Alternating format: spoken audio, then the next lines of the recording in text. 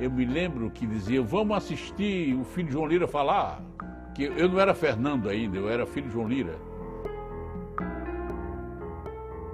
Eu tinha uma filha que nasceu em Caruaru, em 1966. E as duas outras filhas nasceram em Brasília.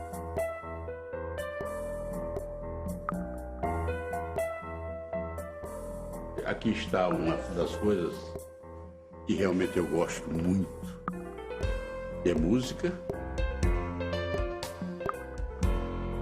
Aqui estão meus netos e minha sobrinha Lênia.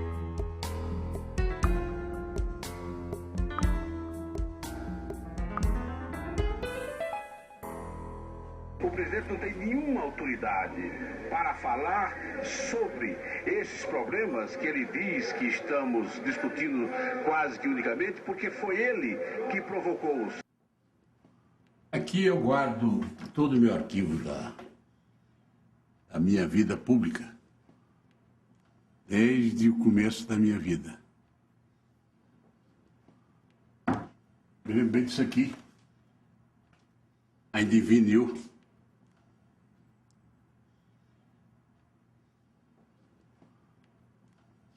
Palavra de Tancredo.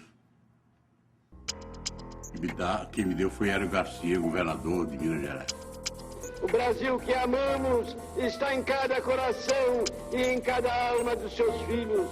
Restaurar em seus olhos o orgulho da pátria é a missão que nos cabe.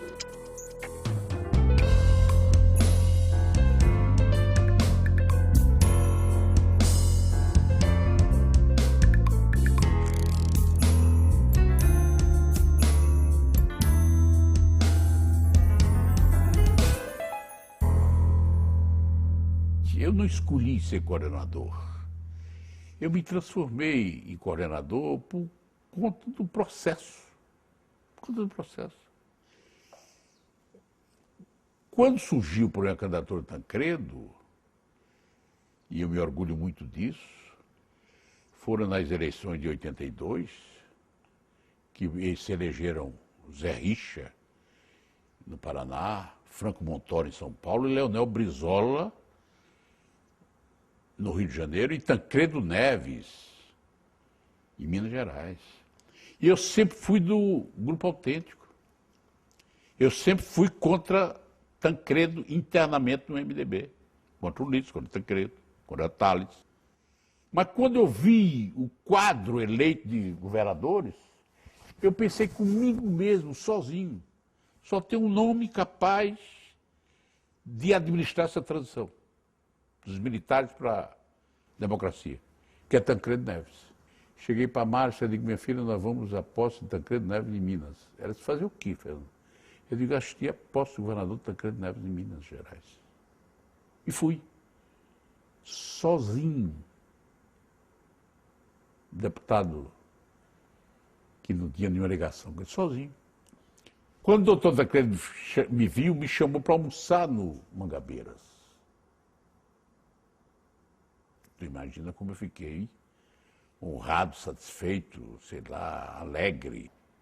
Eu chamei o doutor Tancredo depois do almoço. Senhor doutor Tancredo, eu vim aqui, não foi por causa dos deputados, não foi por causa de nada disso. Eu vim aqui para dizer que o senhor é o meu candidato a presidente da República. Ele disse, ué, Fernando, você é louco? Faz 20 anos que eu luto para ser governador de Minas. Consigo me eleger, e você vem com essa conversa de candidatura a presidente da República, numa hora dessa? Eu digo, eu só quero que o senhor pode dizer que é loucura minha, só não me desminta. O senhor é meu candidato a presidente da República. E lancei-o naquela hora.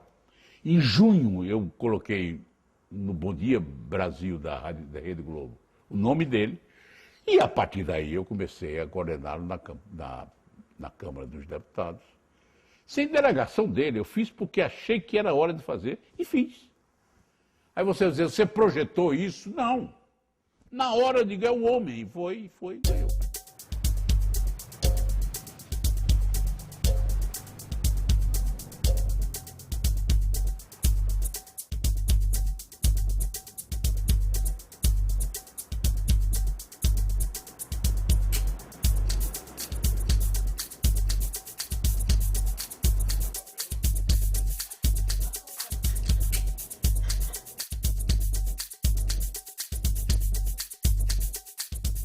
Eu fui a doutor Tancredo várias e várias vezes, insistindo na candidatura dele e ele fazendo conta que não estava me ouvindo.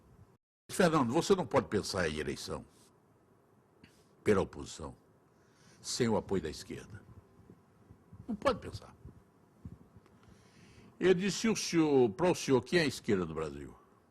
Para mim, é Francisco Pinto e Miguel Arraes. Tendo o apoio de dois, eu vou ter o apoio da esquerda. Eu saí de lá, Chico Pinto, meu companheiro, conversei com o Chico disse, eu topo, está fechado. E o grupo de Ulisses tinha indicado Chico Pinto, membro da Executiva Nacional. Mas ele fechou comigo em Tancredo, está fechado, está fechado. Então o que é que eu fazia? Antes da reunião da Comissão Executiva, eu ia com o Chico para o meu gabinete, para a minha sala. Ligava para o doutor Tancredo. O doutor Tancredo dava a orientação. E Chico ia para a Comissão Executiva. Aí o doutor Tancredo chamava os membros da Comissão Executiva, que eram dele, e dizia, acompanhem o voto de Chico Pinto. Eles não entendiam nada. Como é que o doutor Tancredo mandava que eles acompanhassem o voto de Chico Pinto na Executiva? É porque nós tínhamos conversado com o Chico Pinto. E Chico Pinto foi lá e conversou com ele e tal. E doutor Arraes, toda semana, doutor Arraes, vamos a Minas Gerais. Fernando, quando chegar a hora eu digo. Quando foi no mês de janeiro de 84, o doutor Arraes foi lá do meu gabinete. Aí disse, Fernando, chegou a hora de falar com o Tancredo. Para mim foi um dos dias mais felizes da minha vida na época da transição. Eu fui com o doutor Arraes a Belo Horizonte. Conversamos e marcamos um encontro lá em casa. Eu, ele e o doutor Tancredo. Foi uma coisa fantástica. A partir daí, o doutor Tancredo realmente se convenceu que poderia ganhar as eleições no colégio eleitoral. Havia uma divisão no partido. Havia aqueles mais moderados, que eram pelo candidato de consenso. Não era contra as diretas, pelo candidato de consenso. E uma grande parte, talvez a maioria, pelas diretas. E eu fiquei na seguinte posição. Eu digo, eu sou pelas diretas. O meu candidato é Tancredo Neves, seja na direta ou nas indiretas. O candidato das diretas, dessa outra lado, era Ulisses. Eu disse, o meu candidato é Tancredo em qualquer circunstância. Nós fizemos um comício em Caruaru, na minha terra, no dia 18 de fevereiro de 1984. E lá, nome nacional, foi Tancredo Neves. As eleições diretas, nós podemos, sobretudo e principalmente, redimir o nosso povo da humilhação a quem está submetido, de não ser sequer respeitado e considerado. Na véspera da votação, dia 24 de abril de 1984, Monfort me chama para fazer o Bom Dia Brasil do dia da votação. À tarde, ele liga para mim no começo da tarde, Fernando, nós vamos ir para Belo Horizonte. Eu digo, fazer o quê em Belo Horizonte? Ele disse, fazer o programa Bom Dia Brasil. Por quê? Porque a repressão, repare bem o que era, repressão em 84. A repressão proibiu de fazer o Bom Dia Brasil em Brasília. Saímos eu e os outros participantes do Bom Dia Brasil para Belo Horizonte para fazer o Bom Dia Brasil em Belo Horizonte para gerar para o país todo, menos Brasília. A partir do dia 26, no amplo entendimento, chegamos a aquilo que o povo brasileiro espera, que é ter condições de participação. Então a nossa luta toda é por direta já. Quando nós voltamos de Belo Horizonte, para entrar no aeroporto, foi um trabalho enorme, nós como deputados federais, porque é uma fiscalização incrível, revisava todo mundo, uma loucura. Então foi esse clima de guerra que presidiu a votação das diretas. Dificilmente poderia passar. E se passa na Câmara, não passaria no Senado. Eu, como primeiro secretário, era quem ia fazer a chamada da votação das diretas no plenário do Congresso. E eu treinei muito, né, para fazer a chamada bem forte e marcar bem os ausentes e os votos contra. Eu chamava 3 vezes o voto contra. Paulo Maluf! Presidente! Atenção, a galeria não pode se manifestar. Não pode se manifestar a galeria. Eu não sei qual dos dois eu ficava mais decepcionado. Se era o voto contra, porque ali não era contra as diretas, era contra a vontade do povo brasileiro. Ou aqueles que não tinham coragem de ir votar contra. Não sei qual dos dois votos era o mais doloroso. Não sei. Eu tenho a impressão que até hoje, quem votou contra, se está vivo, ainda pensa muito. O que foi que eu fiz?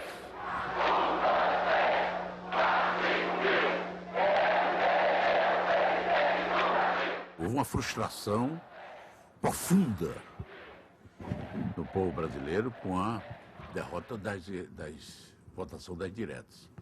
Mas, ao mesmo tempo, surgia a esperança que houvesse alguma coisa nova no processo. Aí surgiu a candidatura do Tancredo. Em nome desta convenção, Tancredo Neves para presidente da República, José Sarney para vice-presidente da República. Quando a candidatura de Tancredo já estava praticamente consolidada dentro do PMDB, Cristóvão Buarque disse que um amigo dele queria conversar comigo. E eu disse, quem é? Ele disse, olha, ele quer conversar com você, é Everardo Maciel e tal. E nós fomos almoçar. Nós conversávamos e eu, afinal de contas, queria saber o que Everardo gostaria de falar comigo. Ele disse que havia chegado uma hora importante para eu conversar com o Marco Maciel. Eu disse, Everardo, eu tenho a impressão que você está certo. Agora, há uma diferença. Chegou a hora de Marco Maciel conversar comigo. Marco Maciel, no outro dia de manhã, liga para mim. Queria conversar comigo. E eu marquei com ele, isso era mês de junho, me lembro bem, 27 de junho de 1984. Eu vim passar o São João em Caruaru e voltei para Brasília, porque eu não podia passar um dia sem estar em Brasília e tal.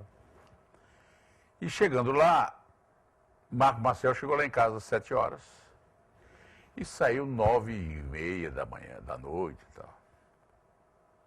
Conversamos, discutimos, estudamos, planejamos. Quando terminou a conversa, eu liguei para o doutor Tancredo. Doutor Tancredo, tudo bem? Tudo bem? Ele ainda é governador. Doutor Tancredo, o senhor tem um corte de tropical bom em inglês? Ele disse, tenho, eu tenho. Eu digo, o senhor costureiro, o senhor alfaiate é de Belo Horizonte ou do Rio? Senhor, onde eu faço roupa aqui em Belo Horizonte e faço do Rio. Eu digo, então manda fazer uma roupa escura, com esse tropical que o senhor tem aí, escuro. Ele disse, que conversa é essa, Fernando? Eu digo, é, porque eu lhe levo a gravata ao senhor de presente. Por quê? Porque é a roupa da posse.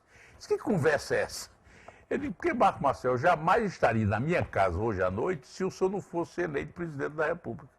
Deixe o governo de Minas com emoção. Não temos outra escolha. Vamos às ruas, reunir o povo para a luta democrática, com a certeza de que nossa será a vitória, porque a causa que defendemos é a causa da pátria, invencível em sua dignidade, imperecível em sua honra. Eu fui a alguns comícios da eleição do Tancredo que eram muito maiores do que quaisquer comícios que eu tinha participado no longo da vida. Eu me lembro em Goiânia, por exemplo, foi uma coisa extraordinária. Manaus, Belém do Pará, em todos os lugares onde Tancredo passou, foi uma coisa fantástica o comício que ele participava. E eram eleições indiretas do colégio eleitoral. Se houve uma pessoa que se elegeu pelo colégio eleitoral com apoio da população brasileira, da maioria absoluta do povo brasileiro, foi Tancredo Neves. Não parecia eleição indireta, não parecia nomeação do colégio eleitoral, porque era uma coisa extraordinária a movimentação pública naquela oportunidade. Quando foi determinada a hora, no mês de setembro de 84, o doutor Tancredo já tinha deixado o governo de Minas Gerais, já estava consolidada a sua vitória, já estava... Mas tinham um detalhe importante, que era o colégio que iria resolver os votos do colégio eleitoral. Isso era a mesa do Senado que ia resolver. Por quê?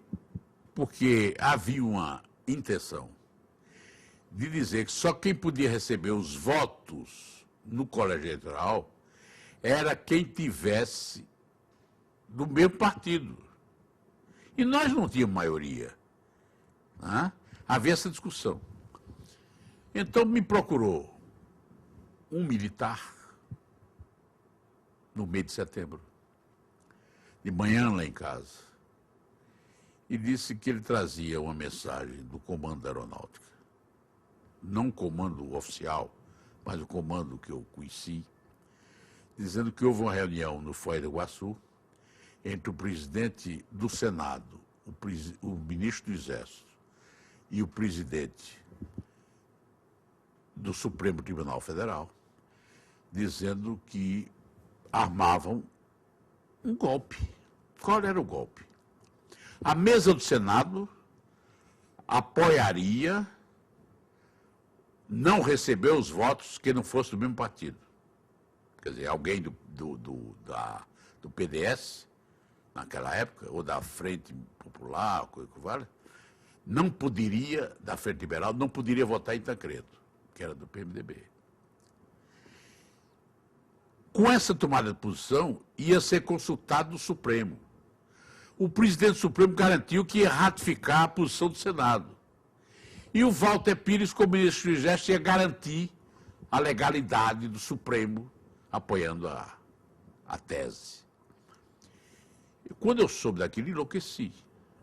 Por coincidência, 1h30 depois, lá em casa, chega Henrique, que era repórter, Henrique Alves, que era repórter da Veja, e disse: você tem algum duvidado? Eu digo: tenho. Agora só em páginas amarelas ou páginas de opinião. Ele disse: olha, isso é um golpe contra Tancredo. Henrique foi na sucursal da Veja, falou com o Etevaldo, que era o diretor da sucursal, dizendo que eu gostaria de denunciar um golpe, mas tinha que ser na página amarela ou na página de opinião. Ele ligou para Hélio Gasperi, que era o diretor da revista, de edição, e Hélio Gasperi disse que não poderia porque já estavam impressas a página amarela e a página de opinião, mas que eu podia fazer uma coluna dentro da página política, assinada, denunciando o golpe. Ele está fechado. Aí eu citei os nomes do presidente do Senado, do ministro Walter Pires e do presidente do Supremo Tribunal Federal. E botei na Veja, saiu, está hoje, está impresso na Veja, a minha denúncia. Nunca mais ninguém falou nisso. A mesa do Senado aprovou a perspectiva do voto mesmo contra o partido e pronto, e foi isso deu. Esta ligação minha com a aeronáutica foi um fato curiosíssimo. Eu sempre digo que a vida é feita de coincidência e conversa.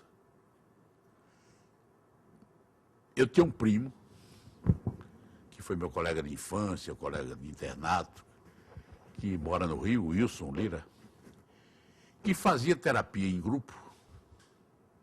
E um amigo dele disse: Wilson, você é parente de Fernando Lira, eu sou primo e irmão. O Wilson disse: eu queria falar com ele.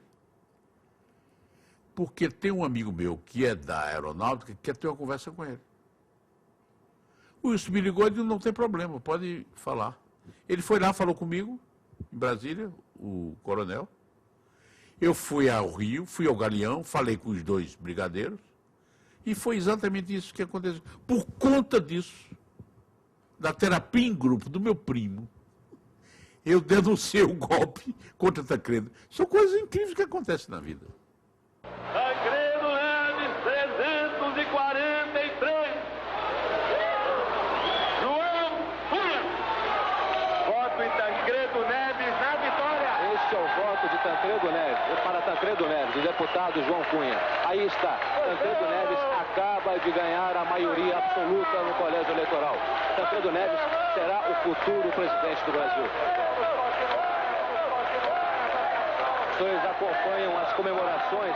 Um dos dias mais importantes dessa passagem aí foi a véspera da posse de Tancredo. Nós fomos à Embaixada de Portugal, um jantar. E o doutor Tancredo tinha ido para casa depois de uma missa. 11h30 da noite, o Sarney liga para mim, me comunicando que o doutor Tancredo tinha ido se internar no hospital de Brasília com um problema sério.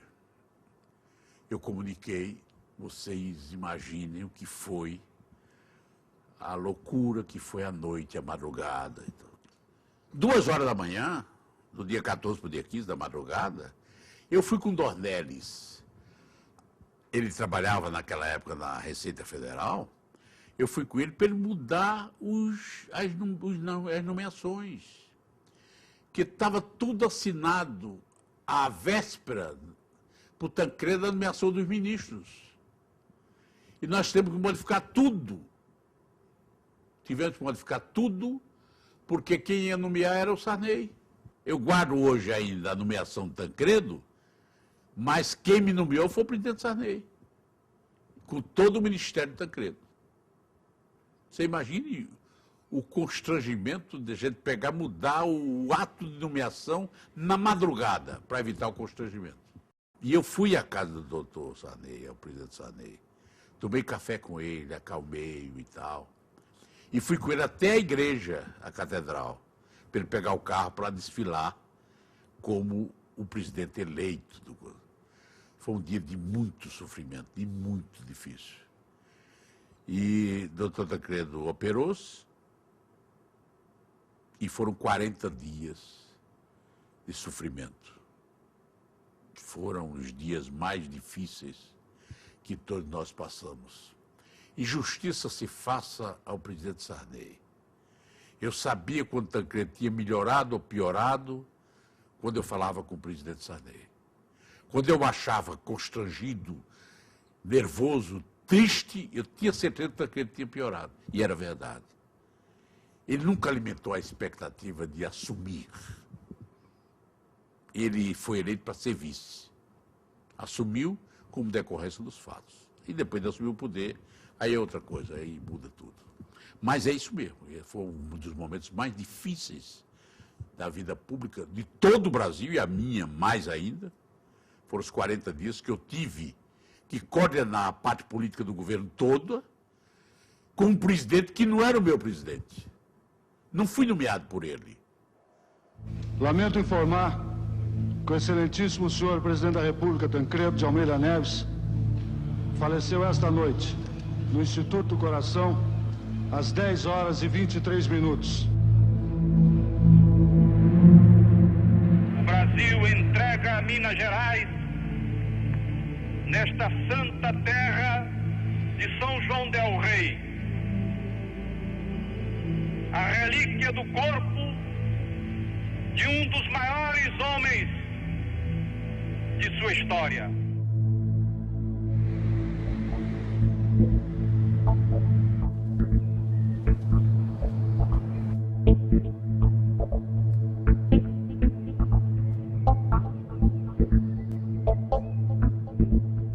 Quando eu cheguei no Ministério da Justiça, claro que a partir da minha chegada acabou-se a censura política. Agora o negócio era tão difícil que eu vou dar um dado a você para você ter ideia do que era naquela época o processo. E olhe lá, no processo de abertura já. No Ministério da Justiça, no andar que ficava a Secretaria-Geral, naquela época, e hoje é Secretaria Executiva, mas naquela época ficava a Secretaria-Geral, do nosso companheiro José Paulo Cavalcante, que foi meu secretário, ele, no segundo dia, sei lá, ele tirou as placas de proibição. Sabe quantas placas de proibido existiam nesse andar? 48. Tudo era proibido. Tudo era proibido. Para eu chegar no meu gabinete, eu demorei muito tempo, em função dos obstáculos que se punham no caminho. Então, a minha chegada no Ministério da Justiça foi realmente a quebra de toda a censura. O meu secretário-geral, Zé Paulo Cavalcante, juntou os grandes juristas brasileiros, 4 ou 5 grandes juristas brasileiros, e formularam uma lei de defesa do Estado Democrático, que era exatamente para substituir a Lei de Segurança Nacional. Feito o projeto, eu encaminhei à presidência da República, em 1985. Faz 23 anos. Ainda está na gaveta da presidência da República, até hoje. Não foi nem enviada ao Congresso, nem aprovada a nova lei do Estado Democrático.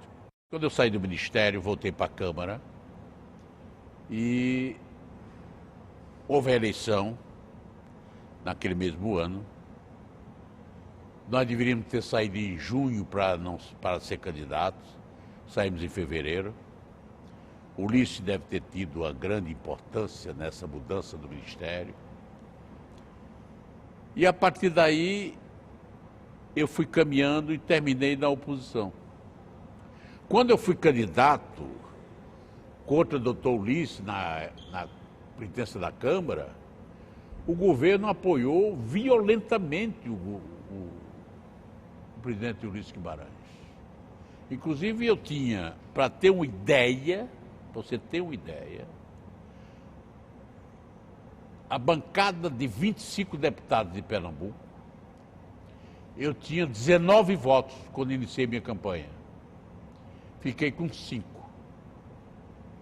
por conta da pressão do governo, junto aos companheiros deputados de Pernambuco. Por Pernambuco, você tem ideia do que aconteceu no Brasil. Dos votos todos, eu tive 155 votos contra 350 do doutor Ulisses Guimarães. Mas foi importante para mim eu disputar, mesmo sem condições de vencer as eleições. Porque foi um gesto de oposição numa hora em que todo mundo era governo. O problema todo é o seguinte: ele era presidente da Câmara.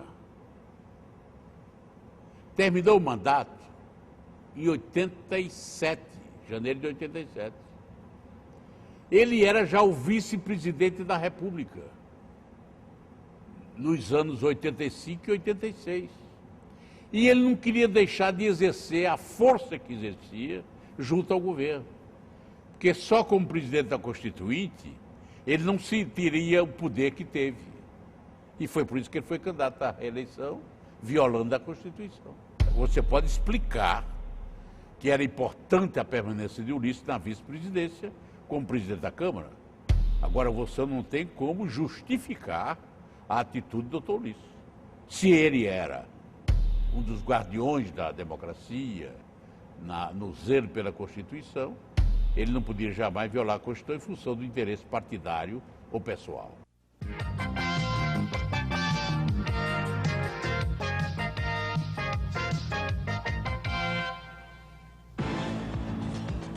O plenário decide hoje os 2 turnos e o tabelamento dos juros.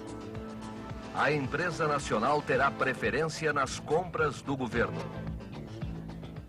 Votando muito rápido, o plenário da Constituinte conseguiu analisar ontem 56 destaques, chegando até o título 8º, que trata da ordem social. Na ordem econômica, o plenário rejeitou todas as emendas da reforma agrária. Foi mantido o texto que livra os latifúndios produtivos da desapropriação. A comissão de sistematização foi criada para diminuir o plenário de votação, porque com o número de total de deputados e senadores, era impossível você encaminhar uma votação consequentemente. Então a comissão de sistematização criou um núcleo de votação para que o plenário geral depois aprovasse ou derrotasse. Mas esse trabalho foi uma loucura. Aqueles que não estavam na comissão de sistematização ficaram sem fazer nada, e aqueles que trabalharam na comissão de sistematização, como é meu caso, virava dia e noite, noite e dia, sem saber como terminar. Nesse ínterim, a esquerda começou a ganhar campo. Aí foi quando criaram o Centrão. O Centrão que era, criado pelo companheiro Ricardo Fiuza, foi criado exatamente para evitar que qualquer movimento de esquerda dentro da sistematização se consolidasse. Aí foi uma guerra. Você imagina naquela época a guerra que foi essa luta de esquerda e direita dentro da comissão de sistematização. Naquela época havia uma distribuição sistemática da rede de televisão do Brasil aos políticos, aos deputados, senadores. Era uma coisa impressionante. O número de rádios, FMs e AMs, e de televisões do Brasil que pertence a clãs de políticos é uma coisa impressionante. Impressionante, até hoje. E é por isso que houve essa dificuldade toda na regulamentação do setor de comunicações, que até hoje você não sabe a quem se dirigir, né, especificamente para cuidar do problema de comunicação. É decorrência da época.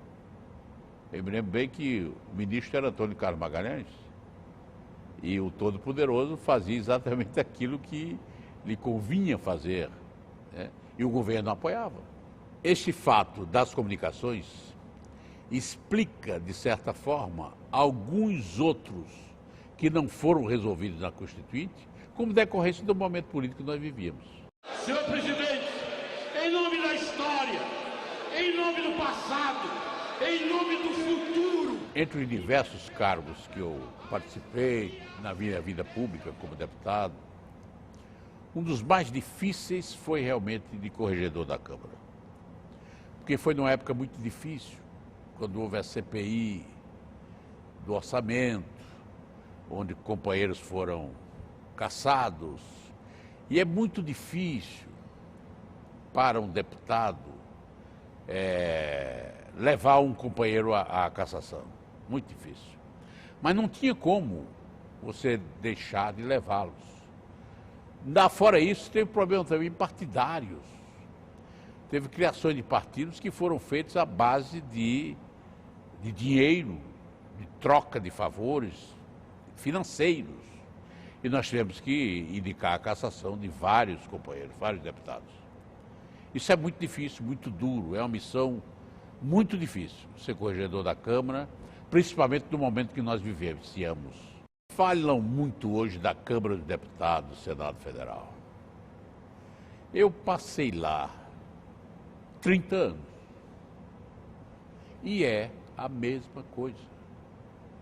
A diferença hoje é a comunicação e a fiscalização. Eu já falei que na época que eu cheguei em Brasília, eu passava 6 horas para pedir uma ligação para Recife. Não tinha xerox, não tinha fax, não tinha televisão colorida. Então era tudo difícil, muito difícil a comunicação. Hoje você sabe na hora. Esta é a grande diferença dos poderes daquela época para agora. É grande a diferença, mas a grande diferença não é da personalidade dos deputados, dos senadores, da qualificação deste ou daquele. É problema só de fiscalização, de acompanhamento e de comunicação. Tem coisa mais necessária desse país do que uma reforma judiciária, porque só falam na reforma política. A justiça do Brasil é uma das coisas mais atrasadas do mundo. Você passa, às vezes, 4 anos preso sem ter culpa e fica solto a vida inteira culpado de tudo. Quer dizer, é um absurdo dos absurdos. Tem que haver uma reforma jurídica? Tem. Tem que haver uma reforma política? Tem. Tem que haver uma reforma tributária? Tem. Agora, quem vai fazer? A justiça vai reformar a justiça? Nunca. O Congresso vai reformar o sistema eleitoral? Nunca. O Executivo vai fazer a reforma tributária sozinho? Nunca. Então tem que haver uma união de todos, inclusive com a sociedade, para mudar. Senão, não muda. Eu não me sinto conselheiro. Agora, pela experiência que eu tenho, pela vivência da minha vida pública, vários companheiros me procuram. E eu gosto de dar pitaco, como chamamos em Pernambuco. Eu sou pitaqueiro mor da política. Eu gosto. Eu vivencio. Eu sei que é bom para mim poder participar do processo, sem a responsabilidade do mandato. Não tenho partido hoje em dia. Isso é um alívio, não é por nada não, para eu não ser tentado nunca a ser candidato novamente, a nada. Eu tenho a consciência tranquila do dever cumprido. Isso é muito bom. É muito bom você chegar onde eu cheguei e ter a consciência tranquila do dever cumprido. Então você vê como são as coisas. Agora a gente cobra rapidamente, rapidez nas coisas. É natural que se cobre, mas ninguém muda rapidamente as questões. Ninguém muda. É impossível você mudar de hora para outra um processo político brasileiro. Tem que ter paciência e não ter a ilusão que você vai ver as mudanças. Os nossos filhos, os nossos netos, é possível que vejam algumas mudanças. Nós não.